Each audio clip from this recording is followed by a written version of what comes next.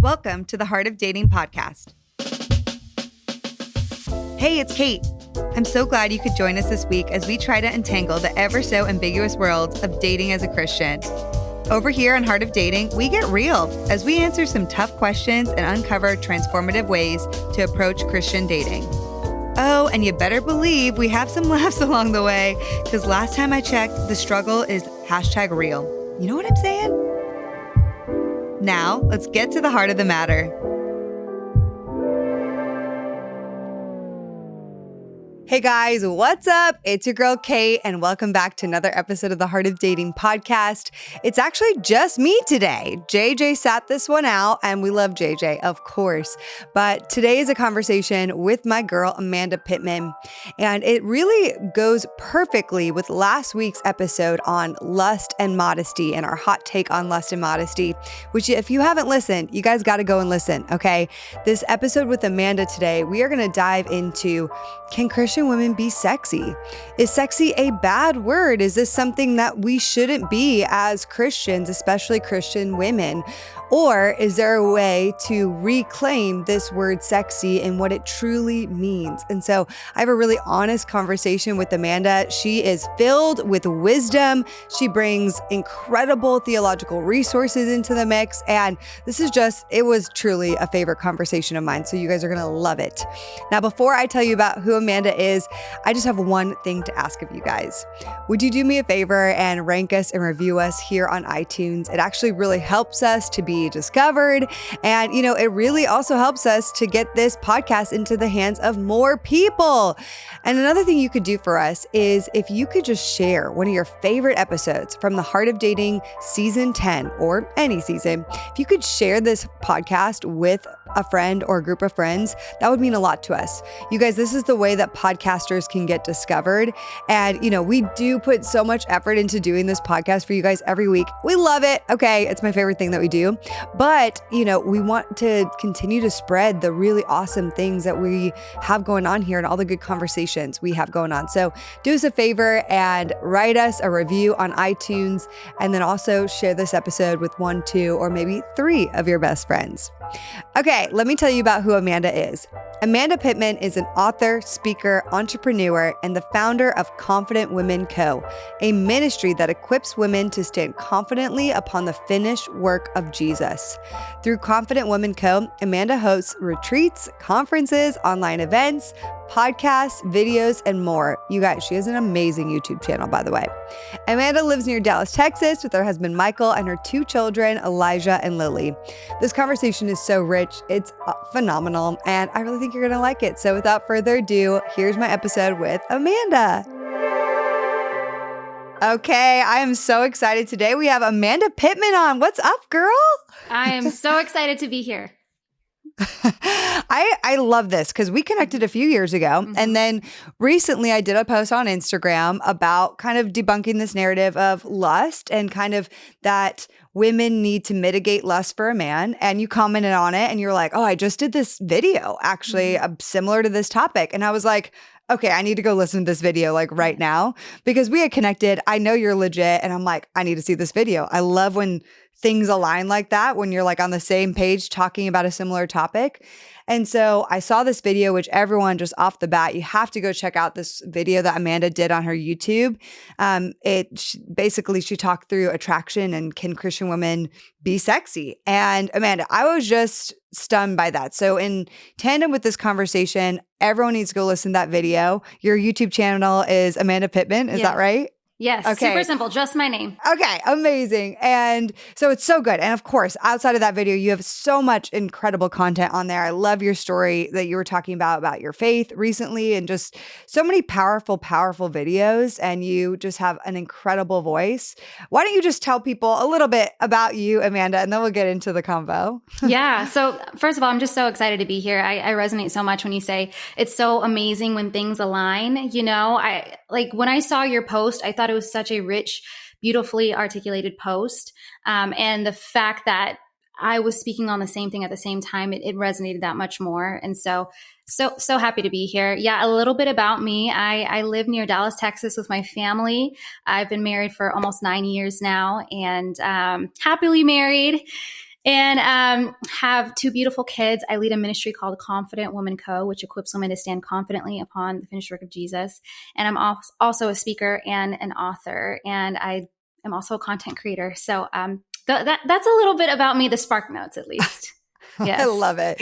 What you do is phenomenal. I love, also you have an Instagram, Confident Women Co. too, right? Yes. So your Instagram and a whole ministry there. So you guys got to check out both those things. So phenomenal. Your voice is so needed and you're doing incredible work, Amanda. So we, last week on the podcast, we released an episode about the topic lust and modesty, really going through what you had seen on Instagram, that post in more detail, because on Instagram, you post something, it's just a soundbite, right? You can't really get to everything you per se want to say in an Instagram video or an Instagram post. And that's why we have things like YouTube and podcasts. We can have more deeper conversation. And so JJ and I, my husband, we went over kind of the male and female perspective on this concept of lust and what really is lust and the clarification of what lust is versus noticing that somebody is a beautiful person. Those are really two different things. And also really leaning back into taking ownership for if I'm lusting, I really need to take the ownership myself first and foremost. And then we also transition to talk through modesty. Okay. So because if we're really empowering men, hey, you need to take ownership. If you have a lust issue, you need to take ownership.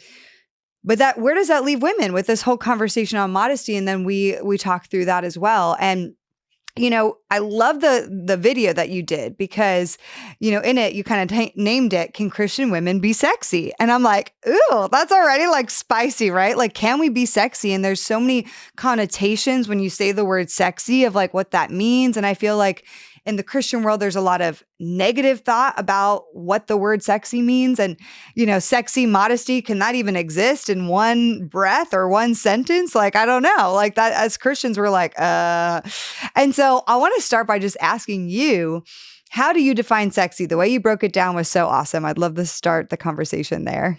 Yeah. So first of all, I chose the word sexy because it is so, there's so much implied in that, depending on what space you're in. And in the church, the word sexy has been demonized. It's lost its full intent and meaning. And so the word sexy actually could be used as a weapon towards someone. There's someone who commented in the comments that said, someone accused me of looking sexy, and they said it in a negative light as if I was supposed to be ashamed about that. And then I felt bad. And so that's even why I made the video, Can Christian Women Be Sexy? In particular, I feel like that word is just,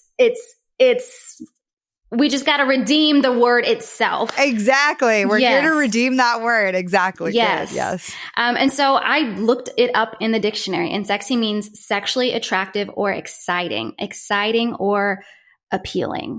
And so when you think about that definition of the word, sexiness is something that can only be subjective to the beholder, So sexiness is something that we may have the power to influence as women, but we do not have the power to control someone else's perception of our Absolutely. Our sexiness. That's right. Right. And I love when you broke down in the video too, hey, if the sexiness is say the definition one more time, because I need my people to hear it one more time. To be sexually attractive or exciting or appealing. Sexually attractive or exciting. I feel and you said this, but I think at the baseline and what we're trying to take back is there is nothing wrong with being a sexual person, being sexy. There's nothing wrong with that because it was designed when God designed us in his, when he birthed us into being, and he said, they are made in my image, and this is a good thing. Meaning all parts of creation as a human is a good thing. All parts, including our sexual parts, including the sexual part of ourselves that it might be sexy or have sexual drive or sexual desire, which we've been talking about so much in this episode or in the series. And so at the baseline, there's nothing wrong with that, right? But I think that's where we get hung up. We're oh, but this word sexy or being sexy is wrong. Can you talk about that? Yeah, absolutely. So kind of what you were referencing, like men and women were made in the image of God.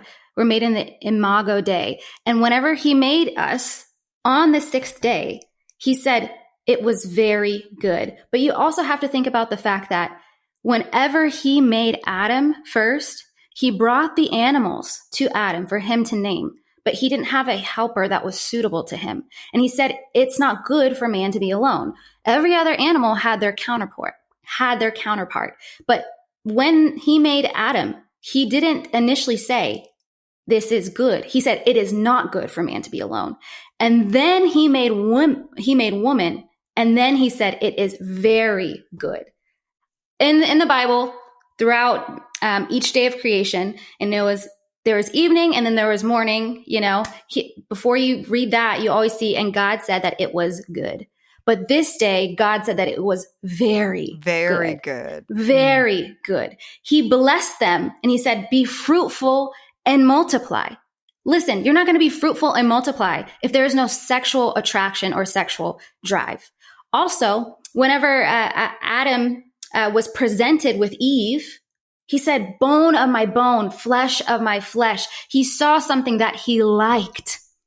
He was drawn to this woman, and it added a sense of belonging and companionship. And so in that, they were naked and unashamed. That was God's original intent. That was God's original design. And so Adam was designed to be sexually appealing, sexually attractive to Eve. And Eve was designed to be sexually attractive and appealing to Adam. And so if we think about God's original design and the fact that he called us very good, we can redeem the qualities within us that are beautiful or that are appealing to others. And another piece of that is that we can't control whether or not someone is drawn to our beauty, whether or not it's a platonic attraction, like I love your qualities, or it's a sexual attraction. We can't control that. And so redeeming the word sexy is simply about saying, hey, if you do not have an intent to cause someone else to lust or to stumble, if you're not being seductive, if you're being mindful of how you're presenting yourself, and yet someone still says that you are sexy, that is not something that you need to take on and internalize, and that creates shame about your appearance, because you are made in the image of God and your sexiness is not a sin. Yes. I mean, you said this too, and I love this because it's what I've been thinking and processing. Like, a woman could be completely covered up. She could be wearing a massive sweatshirt. This morning I went on a walk. I was wearing a massive sweatshirt, like no shape to anything here, just wanted to be casual, right? And I could be completely covered up like that, like nothing. You can't even see the shape of my body. And somebody could look at me and still say she's sexy, or I see her and I think she is sexy. And so it's not always about, like, to your point, sexiness is very subjective. And, I think we think of the word sexy as Christians and we think somebody who's provocative, right? We think of somebody who is, I am revealing a lot and therefore I am sexy, but that isn't necessarily the definition of sexy. Like you said before, sexiness is something that is exciting and appealing. And that sexiness, that beauty isn't necessarily a wrong thing. And so I want to also talk through, there is a difference between being beautiful and being attractive, and, attraction and lust. There's a difference there. So can you break some of that down? Because you did in the video, but it's so good. Yes. So there's a difference between beauty and attraction. So someone being beautiful or someone being good looking can be devoid of any sexuality. Like, it could be devoid of any sexual attraction. And so I can acknowledge that another woman is beautiful without saying I'm attracted to her. I'm not attracted to women, right? And I can also acknowledge that another man is good looking, but I don't have attraction toward him. Like, I've completely turned off that side of me because I'm married, happily married. And so there's that good looking element that is just innate within a person. And even that is subjective to the beholder, correct? Like beauty truly is in the eye of the beholder. But then there's attraction, and someone's attraction towards us is their draw towards us. They're saying, I'm not simply noticing the way that you look, but I find it appealing and I want to come closer to you. You think about like attraction, you think about magnets. It's like, I am drawn to you. And this could be a sexual draw, or it could be, I'm drawn to your charismatic energy. I'm drawn to your confidence. I'm drawn to the way that you carry yourself. And so, beauty and attraction do go hand in hand, but they also stand alone. That's really important though. Like that, I mean, that is so important because I say it all the time. I'm like, wow, that is an attractive male. Like he's an attractive man. I am not wanting anything to do with him in a sexual way and nothing there, but I can genuinely look at that person and be like, oh yeah, he's attractive. Or look at this female. And I love when I see a beautiful woman, I'm like, wow, she's beautiful. She's super attractive. Like I can admire the beauty in her without it being, oh, I'm sexually attracted, because I'm not as sexually attracted to women, right? But the same even for me, again, like back to the male thing, I can see a man and be like, wow, he's attractive. He has really beautiful, nice features. Like wow. Like he is a beautiful creation. He is an attractive person, but I'm not like, I'm attracted to him in the way that I'm sexualizing him in any capacity. And so I think that is an important distinction, because I think we've especially as Christians, we've turned that off. We're like, I can't even like look or notice that somebody is beautiful. But I think what a disappointment that is, because God created beautiful things and he created beauty in the world, like beauty in nature, beauty in a sunset, beauty in so much of his creation. And he also made beauty in people. And it's a beautiful thing to be able to see that and celebrate that and not idolize, oh, beauty. Because I think, culturally we idolize certain beauty standards, but just be able to look at a person and like, oh, wow, you're that beautiful. Like it stands out to me. Something about you is really beautiful. Yeah. Can I speak to that? And so there's a difference. Yeah, definitely. Yeah. I think I'm not going to impose a standard on everyone else, but for me, language matters a lot. Like I would call someone else who is a man who has good looking features. I would say, oh, you look nice, you're good looking, or you're handsome, right? I wouldn't say to him, but just generally. Yeah. But I personally won't say like that man is attractive, because if I say that, I'm not saying that about you or anybody else, but I know for me, if I say that, I'm confessing I am drawn to a man that is other than my husband, And so I think language matters as well, because a lot of times we use language interchangeably. We'll use words like beauty and attraction interchangeably. We'll also use things like sexiness and seduction interchangeably. And they're two completely different things. There's a difference between sexiness and seduction. Sexiness is someone's sexual draw toward another person. So that is outside of the hands of the person. I can't control that. Yeah, I can't control that. Yeah. However, seduction is fully within the power of the one being beholded. They're saying, seduction is saying, I am going to use my sexual power. I'm going to use my beauty and use any other means that I have, maybe my flattery, anything like that. I'm going to use that in order to get you to lust, in order to get you to give me attention, or in order for you to literally have sex with me. And so we have to think about the definitions of these words. I got a comment I got multiple comments. But there was a specific comment under my video that said, this is wrong. You need to repent. I'm sent from the Lord to rebuke you. And I was like, I'm so confused by this comment, because based on the video that, oh, by the way, I left out a part. They said sexual immorality is wrong. They said that. And I was like, I'm so confused, because based on the comment that you left, I believe that if my video was promoting sexual immorality, it would be fully warranted. But nowhere in my video am I saying that. And she said, you said Christian women can be sexy. And the way I hear that is that sexual immorality.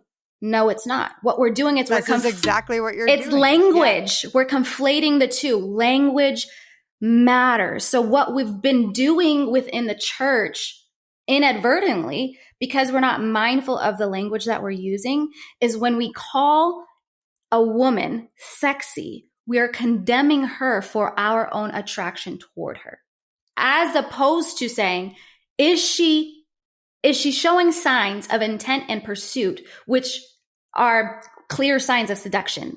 Is she being seductive? That is sexual immorality. But being sexy, that is our perception. That is not something she can control. So that's why I say, like, language, I believe language matters, you know? So that's something. It's so important, because even the way I just said it, backing up a few minutes ago, like, I love that. For me, I'm going to try to uphold to that better. Even like when I see a male who has some handsome features, I'm going to say, hey, he's a handsome guy, versus saying, hey, he's an attractive guy. I love that. Like, even that for myself, I think is really, really important. The language really does matter. And I think that what you're saying here is powerful, because I think many times in the Christian world, we have punished naturally beautiful people. And you spoke to this. So let's talk about that, because I think it's like, it's so unfair. Naturally beautiful people, or more naturally curvy people, like, we punish people that are either like that person feels is more objectively beautiful or objectively curvy. And we're like, you know, they are punished, like, just by the nature of the way their body looks or the way their facial features formed out of the womb, like literally things we cannot control, such as our curves or our hair or our eyes or the face shape that we have. Like, we can't control those things. That's genetics, right? And so, but we condemn people for the way that they look. I'd love for you to talk about that. Yes, I would definitely say that church generally, I can't speak to every church, every environment, but generally has stigmatized beauty. And some people simply are given that by God. You know, like, there are people who have, like, the way that they were born aligns with the beauty standard. So maybe they do have that waist to hip ratio. They have those perfect measurements. This is not something they got surgery for.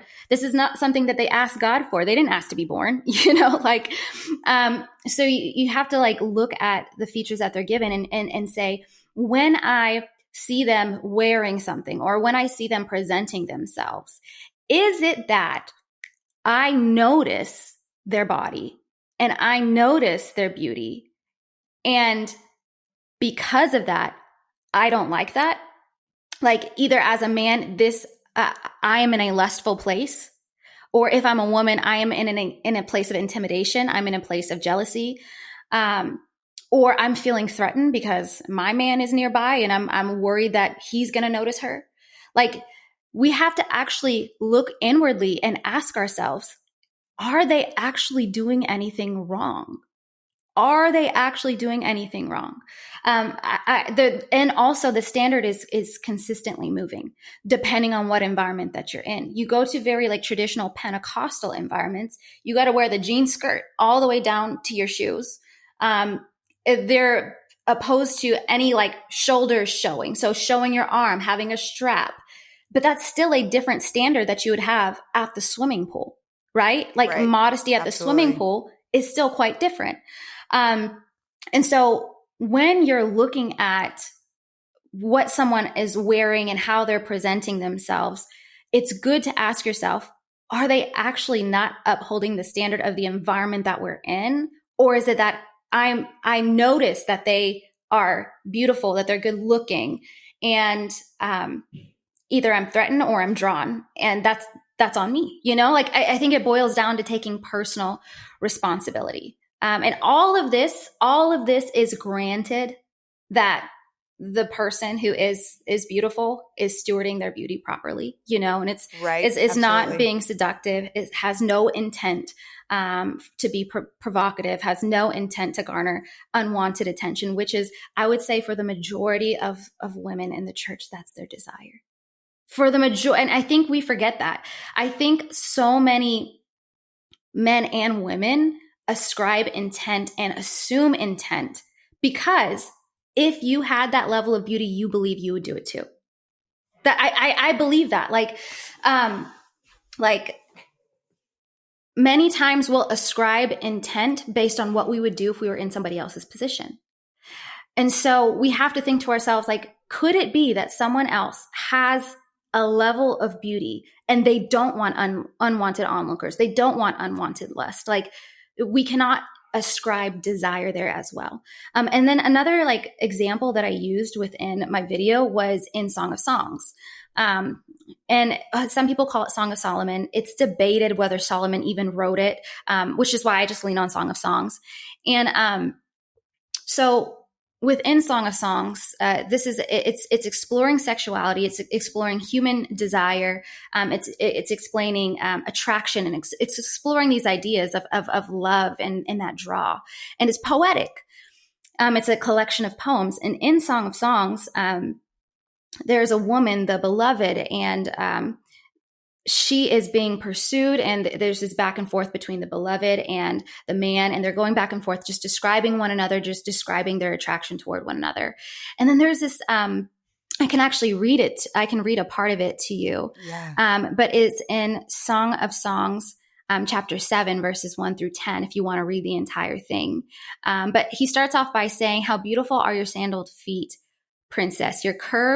The curves of your thighs are like jewelry, the handiwork of a master." And there are parts of it that say things like, your neck is like a tower of ivory. Your eyes are like pools in Heshbon. Your nose is like the tower of Lebanon. Your head crowns you like Mount Carmel. Your hair is like purple cloth. Like, your stature is like a palm tree. All of these things, of course, there are some more sexual features that are mentioned. Thighs, breasts, he does mention those things. But you have to also look, he's mentioning her neck, her nose, her eyes, her hair, her stature. He notices these things, and he finds them attractive. And he is sexually attracted to these more platonic features. And so we cannot, as women, we cannot get rid of our neck. We cannot get rid of our nose, and these are things we can't put a bag over our face. What are we going to do? Cut our hair off? We have to be honest and say, at what point can women simply exist in the bodies that they're in? And so sexiness is celebrated in the Bible. You see that in Song of Songs. But even in that, a lot of these features are unchangeable features. So, yeah. It's like he's describing he's attracted to the essence of who she is, and like the beauty of her as a person, which does include some physical parts of her, albeit a lot of unchangeable parts that she had no control over. And he's like, I celebrate and I love and I desire all of you, who you are, all of this. And so what you said and what you've said is like, really, like, we need to give Christian women permission to be beautiful. Like, they should have permission to be beautiful and to live in the bodies that they live in and be able to take space and dress, with well and wise intentions, but be able to show up, albeit maybe they're super beautiful, and be able to just do that and not be criticized or condemned or judged.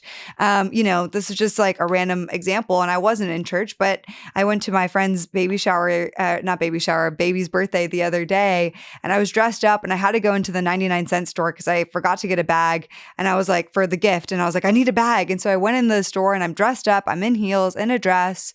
And I just had like 3 men just walking in the store, just look at me, follow me. 2 of them followed me. And I was like, I'm unwanted any sort of attention. I did not even make eye contact. And it's like those things happen to women all the time. And I am not purposely, through my attire in any regard, because I wasn't wearing anything wild, trying to draw that sort of attention from these guys, but just because I was in a beautiful outfit and maybe looked beautiful, they're drawn to me. And so I think, but that's what happens. That happens if you put that in a church setting, then people would look at me and be like, you can't stand out that much, or you can't look that beautiful. Like you can't look that way. And I'm like, well, I was fully covered up. Like, it's nothing about, I was wearing a skirt down to I actually was wearing a maxi skirt. Okay. Like it was like my legs weren't even showing, but they were looking at me. And if I wore that in a church environment, it could be because I stand out. Like I can't be able to stand out just because I'm wearing a beautiful outfit or look beautiful and had my makeup done that day. Yes. So you said this in your video, so I'm going to quote you. Women's beauty is not her choice, but lust is our choice. And that is really powerful because a woman cannot control her curves, the beautiful features that she has, but we can, on the other side, control if we are lusting over that person and what they are presenting. And again, if that person's intention is not an intention of seductiveness, right?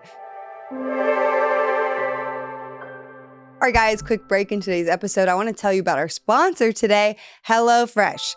If you don't know this about me, I am not the biggest cook, okay? I'm not that great about it. And JJ didn't know this before marrying me, and he was shocked. He was like, oh, you don't like cooking at all? I was like, no, I don't.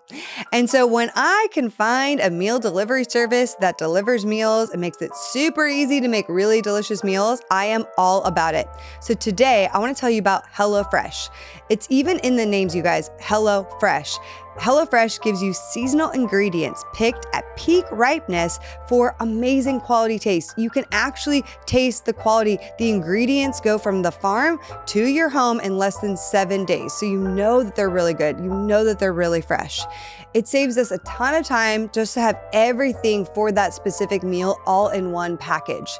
Here's the thing about cooking. You find this awesome recipe you like, and then all of a sudden you're like, what's miso? What's this? What's this ingredient? I don't have this. And then you have to spend all this money getting random ingredients that you may never ever use again. It's so annoying to me.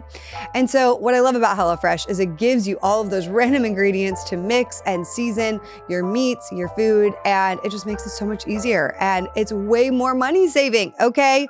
We recently made a beef tenderloin dish with garlic herb pan sauce, mashed potatoes, asparagus, and it was so good. Mwah! It was just delicious.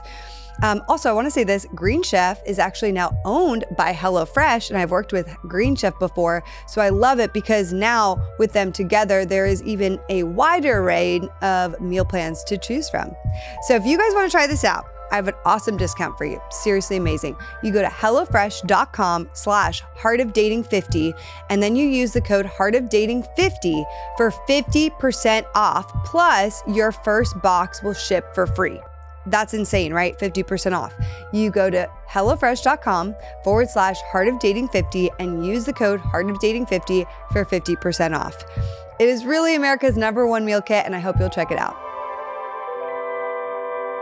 So if we're coming to this point and freeing women with this idea that, yes, women, it's okay to be sexy. It is okay to embrace that. How do we steward that in a healthy way? That was the second part of your video, and it's super powerful. This is where you talk about the seductiveness, but I'd love for you to break it down a little bit. Yes, absolutely. So I mentioned earlier that there's a difference between sexiness and seduction. And seduction comes with intent. I can read to you the definition of seduction. So seductive means this: to entice someone into sexual activity. To entice. And so I looked up the word entice, and the word entice means attract or tempt by offering pleasure or advantage. So being seductive means to offer something and with intent. And so if you're being seductive, you are offering parts of yourself that shouldn't be offered, And so I think stewarding sexiness without it going into seduction, I do think it boils down to a lot of the actions that you take independent of modesty. But let's just touch on modesty for a moment. Because I think some people in my video would have liked for me to touch on it more, which I'm happy to do that. I just want to make sure that in the quest for understanding modesty, we are still not putting the onus on the one we're beholding. I think that's really important. It's so important because many times when we bring up the conversation about modesty, it is like, yeah, gotcha, cover up, and I just, Yeah, exactly. that's the connotation I want to take away from it. I believe in modesty. I practice modesty to the best of my ability, but like, I want to make sure that as we're talking about modesty, it's in the context of modesty within our own hearts and not necessarily pointing that towards anyone else. So, yes. And the intention yes. and why we're doing it. It's so important. Absolutely. So if you're a woman who has a larger chest, I believe that it's mindful to consider how low cut your top is. Now, I will say this, like if there is an environment where the standard is you need to be completely covered up to the neck, that same standard that you're holding someone with a bigger chest to must be the same standard that you're holding someone with a smaller chest to. Because it's unfair for it to not apply to everyone. It's the same thing with our faces. Like when a beautiful woman beats her face, like they're like, take your makeup off, But like when someone that maybe isn't as conventionally attractive puts makeup on, gets so much praise. Oh, you look so lovely. You look so beautiful. So like keeping the standard the same, I think is fair. If you have any control of the environment, I think that's important. But being mindful of that, like this isn't to say, hey, like if you bend over and you can see more of your boobs, like that's a little bit challenging to control. But I think just being mindful of that is kind, it's loving, like you have to consider, hey, somebody in here may not even want to see that part of me, like, yeah. Maybe and why do I want to show that part of me to a stranger? Exactly. That's the question I ask. I'm like, I don't really want to show my husband, definitely, but this person, or my husband has a guy's night, I'm like, I don't want to wear the thing I would just wear around my husband, around the guys at a guy's night. I'm like, I don't want those guys to be seeing that. That's not what I even desire. Absolutely. And I think that boils down to availability. So like, I believe the heart of modesty is what you make available, like, when I look at modesty in the Bible, many times, it's centered around, the flashiness, right? Like flashiness of your hair, flashiness of your display of wealth, right? But like when we think about modesty in the context of sexuality, like what are you making available to the world, which actually should be made available only to your sexual partner, only to your husband, right? Like I don't want the world to see the part that I've made available to my husband, So I think that that's mindful, like just be mindful of those things. And then there's also a couple of other definitions that I think that we throw around and we use the words interchangeably, but it could actually be damaging if we don't define them and delineate them. So another one is provocative.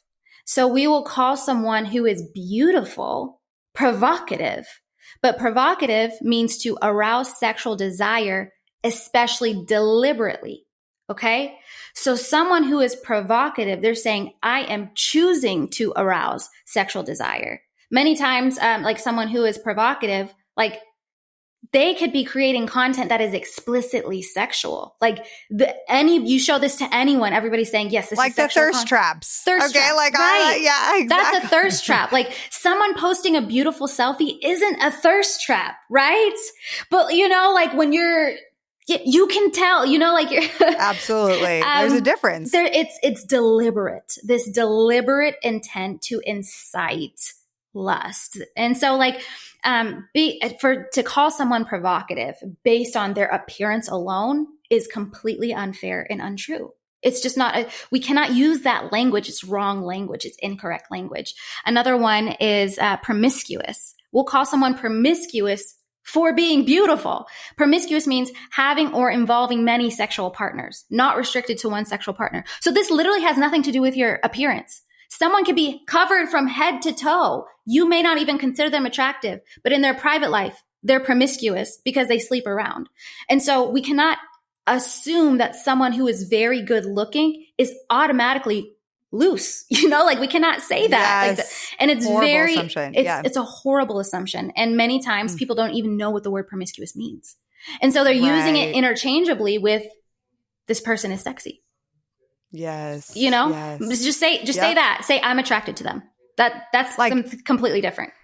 This is exactly it. People interchange the words sexy, seductive, promiscuous, like all of these words are being used interchangeably and they all have different definitions. Yeah. And what we're trying to reclaim once again is that sexiness is not a bad thing. And sexiness can be redeemed. That and like that beautiful, I'm going back to the top definition, exciting and appealing. Like, hey, I can't control if my body, the way I look, is exciting and appealing to you. But like, this is a God-given body. Like, this is a God-given facial feature. Like, this is what I look like. Versus that seductiveness, which is I'm purposely doing something to entice sexual like behavior or a desire on their end, right? Versus that promiscuousness. There's all different definitions, which I mean, it's very, very, very important to delineate between those definitions. Yes. And can I speak to that too, as well? So I believe a perfect example of stewarding sexiness well is what you did whenever you went into the store. You were dressed well. You were not looking to incite lust. You were not looking for unwanted attention, but you were beautiful. You are allowed to take up space.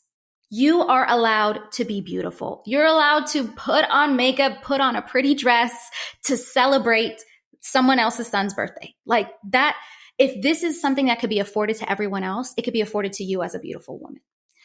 And just because you get attention when you walk out by men does not mean that you don't have permission to simply exist in the body that God gave you. That is a beautiful example of stewarding your sexiness.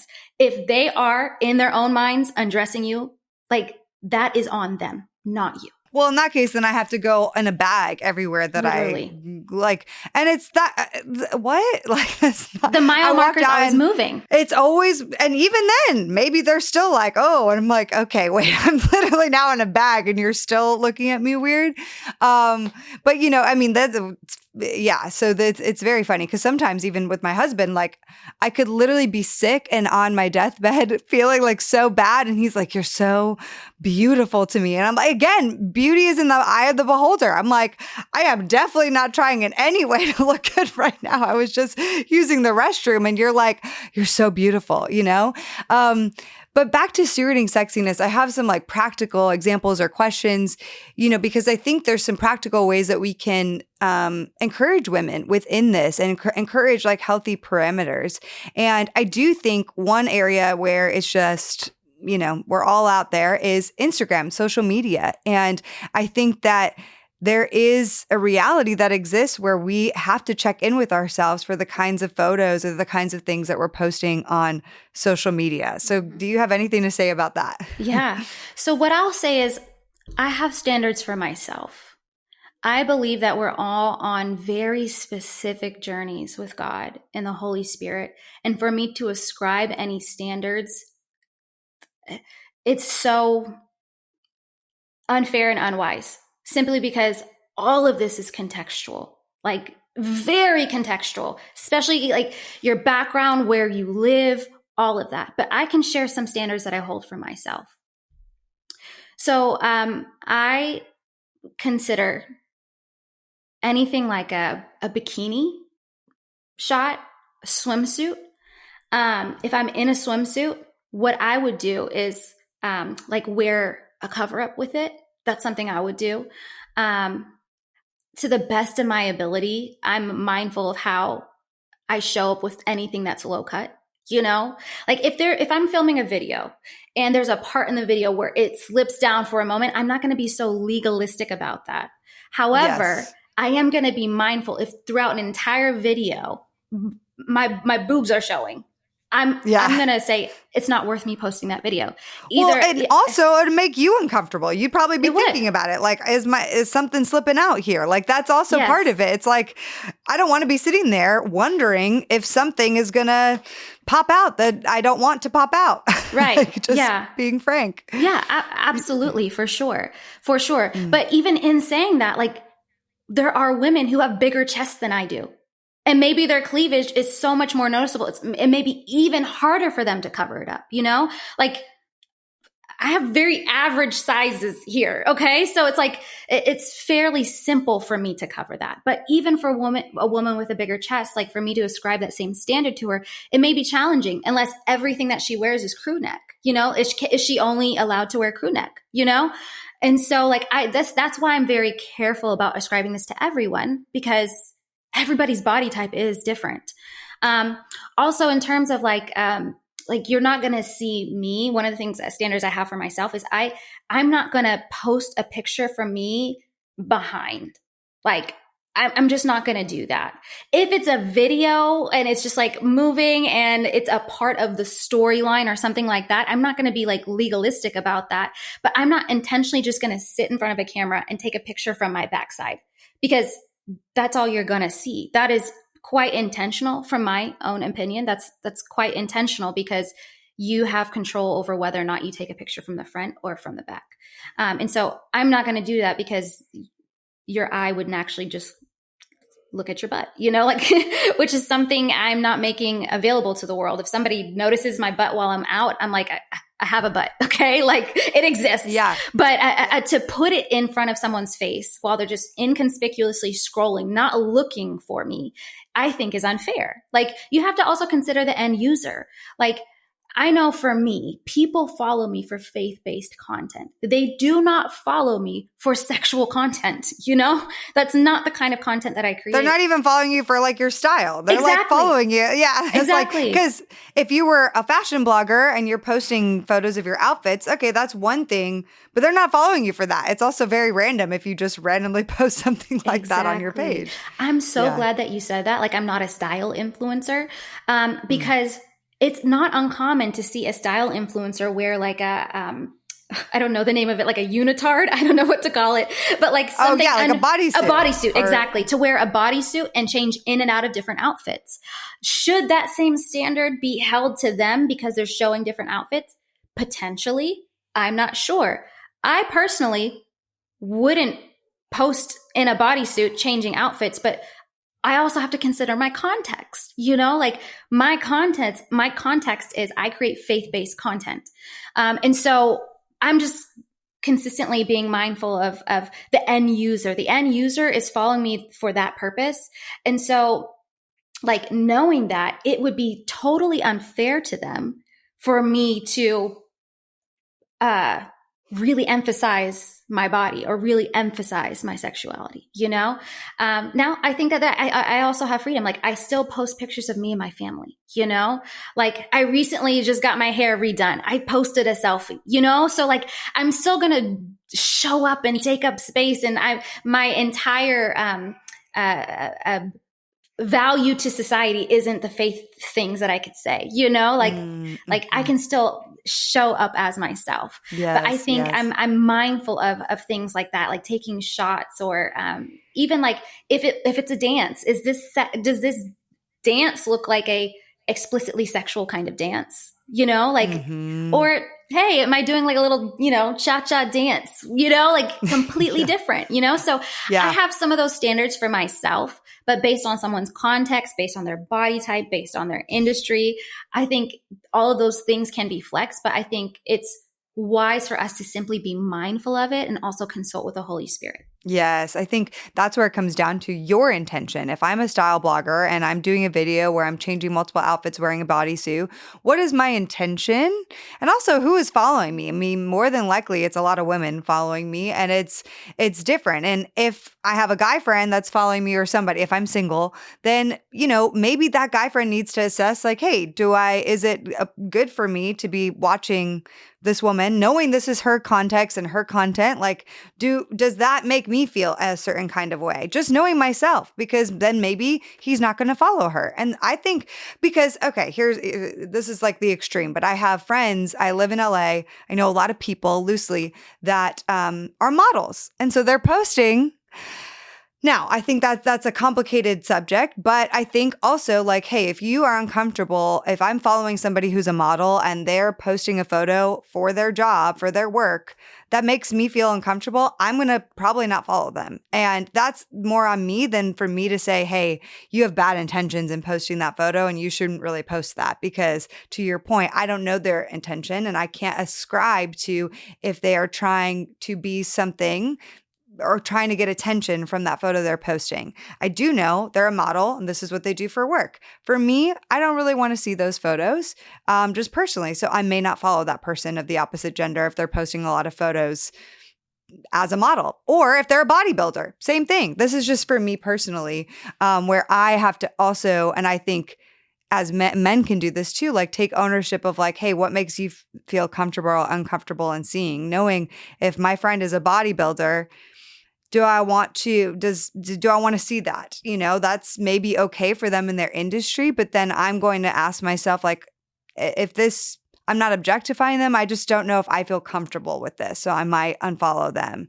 And I think that's important because I think where the narrative goes is it goes to, instead of me taking ownership of what I am and am not comfortable following and looking at, it goes to, hey, this person can't be posting that kind of photo. Exactly. Like, because they are XYZ. Exactly. They're promiscuous, seductive, all the words we said before. Yes. And I can't ascribe that judgment on that person. I don't know their intention or the context of why they're posting that photo. That's so huge. I'm so glad you brought up those two industries, modeling and fitness. This is things like that is exactly why we cannot ascribe just a blanket standard, especially if it's the standard for what you're going to wear in church. You have to consider like there's specific outfits that you're going to wear to the gym because it's more comfortable. Like you're sweating. You may be getting hot. You need a fabric that's good with sweat. Exactly. There's certain things that you're going to wear there that you're not going to wear to church. And also models, like God, we never know what God is doing with someone. Like imagine there's a Christian model in the modeling industry and God intentionally wants this woman to infiltrate the modeling industry, like we don't know that. And so I just think it's important. And also we never know where someone is in their walk with Christ as well. Sometimes we could be dealing with these more minor gray area issues when God could be working on them about like, hey, I want to build your faith in me. I want to show you who I am. I want to show you your identity in Christ, And so when we heap more expectation upon them, because they have good looking features, or maybe they dress less modestly than we would prefer, we could actually be causing more harm to their walk with Christ.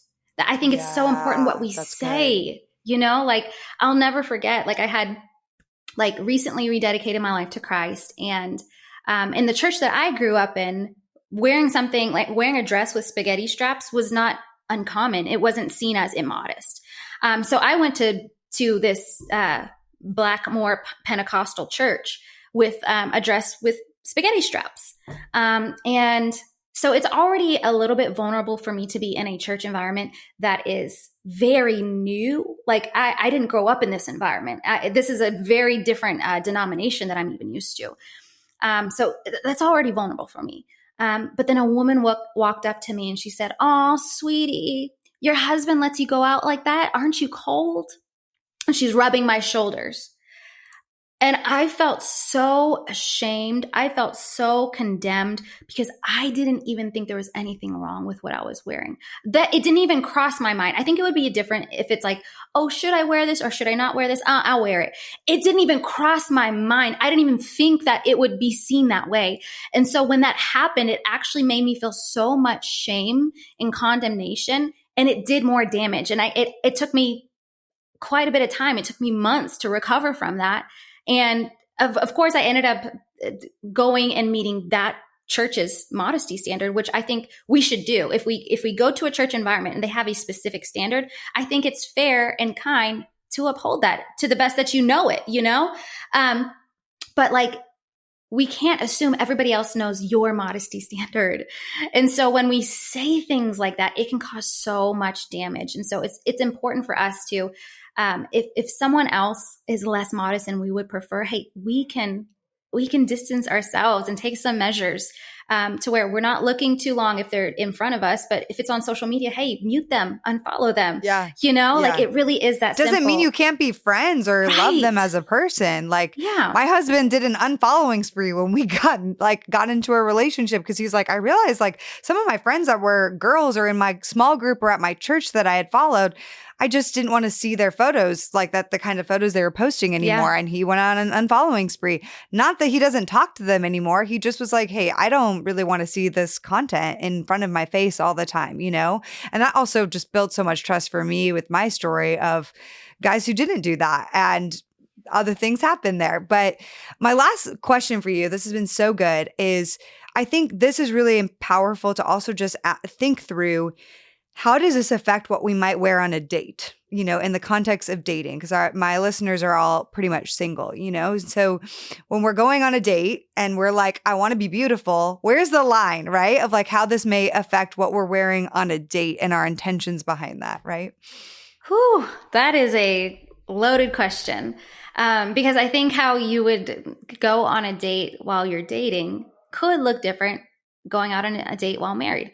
The first place where my mind went was, I mean, I went on a date with my husband last night, you know, so I'm thinking, what would I wear on a date with him?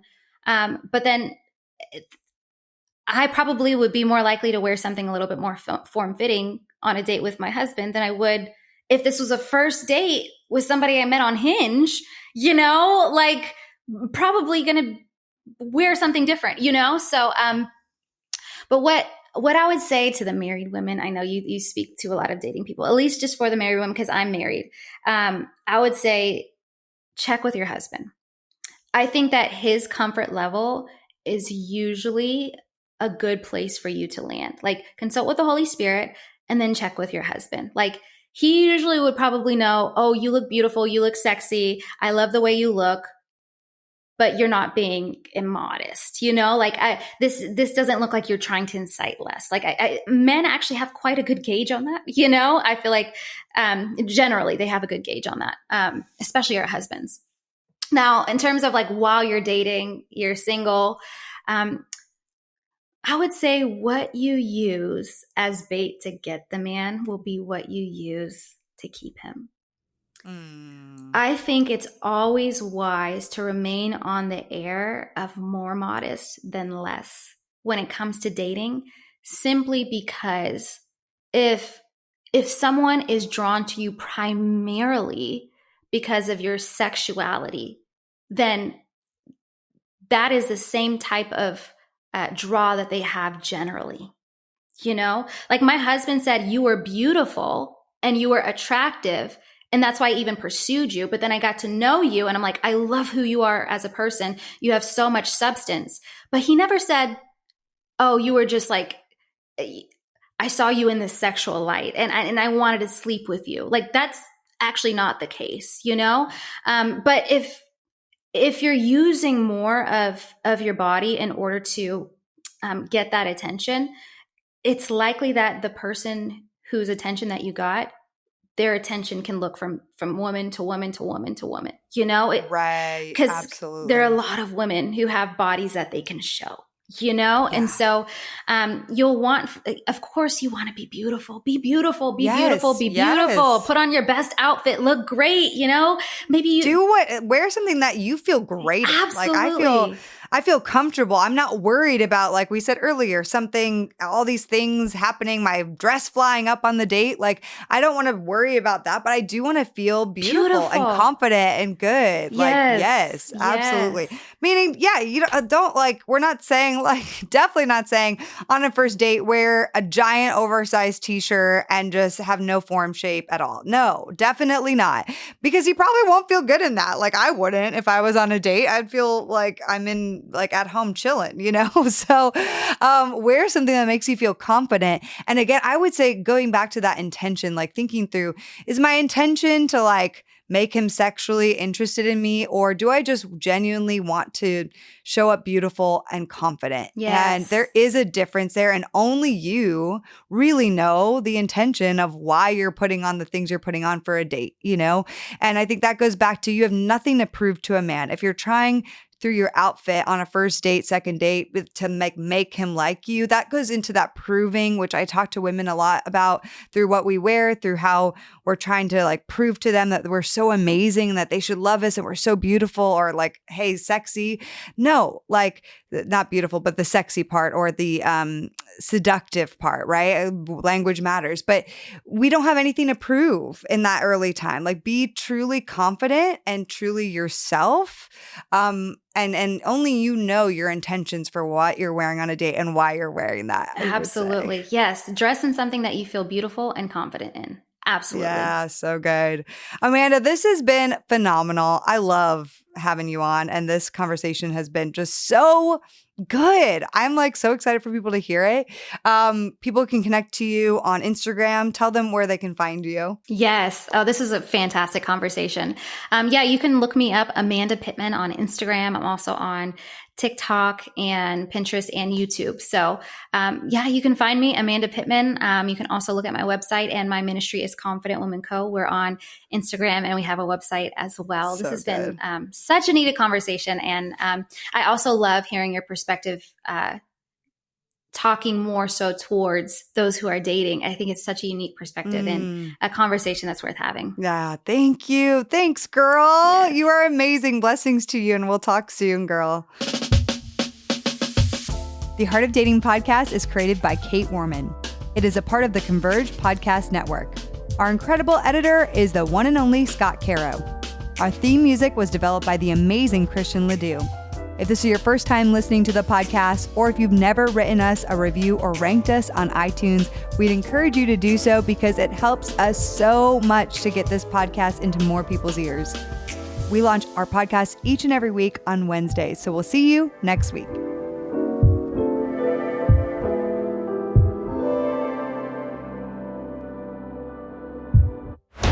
This show is part of the Converge Podcast Network.